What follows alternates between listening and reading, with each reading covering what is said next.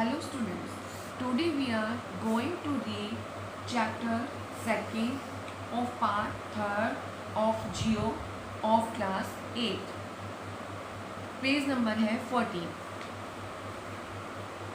Point है degradation of soil and conservations major. जो soil की, जो मिट्टी का निम्नीकरण और कंजर्वेशन, उसकी सुरक्षा के जो हम उपाय हैं वो रीड करेंगे. Soil erosion and depletions are the major threats to soil as a resources. जो सोयल है, सोयल अपरदन और क्षीणता मृदा संसाधन के लिए दो मुख्य है जो उनके लिए खतरे हैं. थ्रेट्स का मीन्स होता है खतरे. Both human and natural factors can lead to degradation of soil. ये जो मानवीय और प्राकृतिक दोनों ही कारकों से मृदाओं का निम्नीकरण हो सकता है. Some methods of soil conservation are listed below.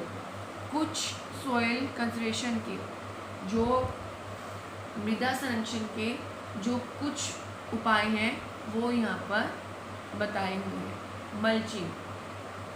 Mulching का मीन्स होता है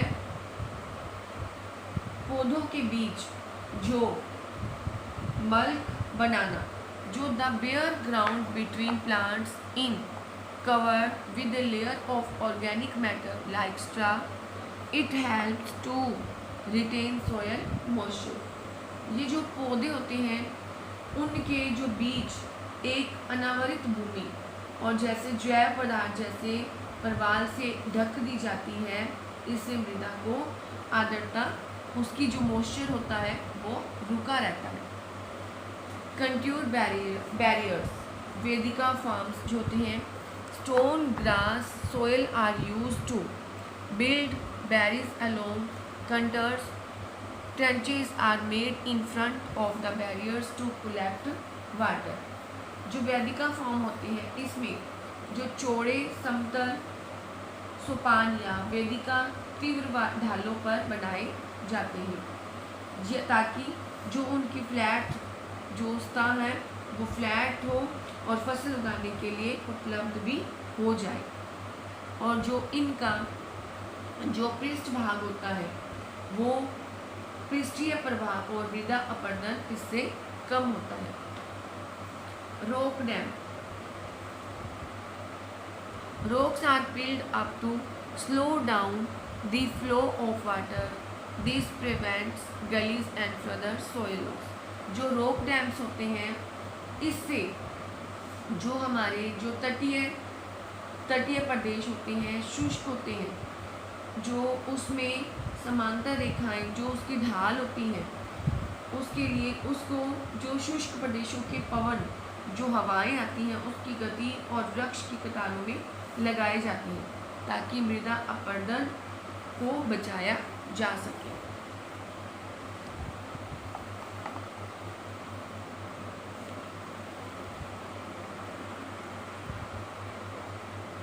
नेक्स्ट है टेरेस फार्मिंग, इंटरक्रॉपिंग, कंटेड प्लफिंग और shelter belts.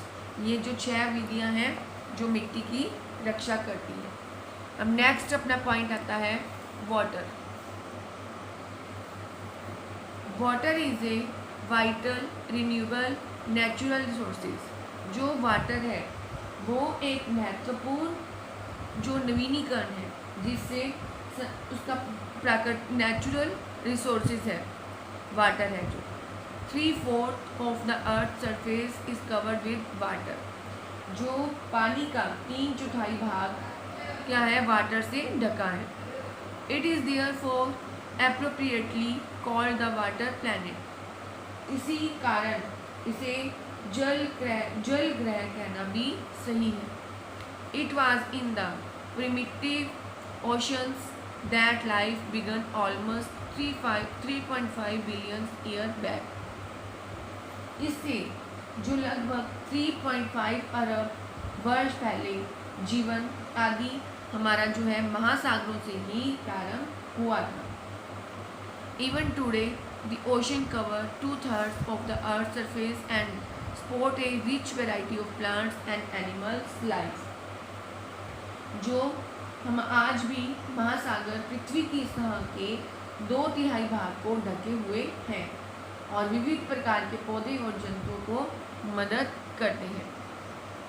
The ocean's water is however saline and not fit for human consumption. जो इससे महासागर है वो महासागरों का जल जो लवणीय होता है और मानवीय उपभोग के लिए बहुत ज़्यादा उपयुक्त होते हैं. Fresh water account for only about 2.7%. जो हमारे फ्रेश वाटर है, साफ जल है, उनकी मात्रा कितनी है? 2.7% है. Nearly 70% of this occur as ice sheets and glaciers in Antarctica, Greenland and mountain region. जो कि इसका लगभग 70% जो भाग है वो आइस की जो चादरों और हिमालयों के रूप में अंटार्कटिका, ग्रीनलैंड और पर्वतीय प्रदेशों में पाया जाता है. Due to their location they are inaccessible. Only 1% of fresh water is available and fit for human use. जो अपनी स्थिति के कारण ये मनुष्य की पहुंच के बाहर है और केवल 1% जो अलवण जल है वही उपलब्ध है, मानव के लिए उपलब्ध है.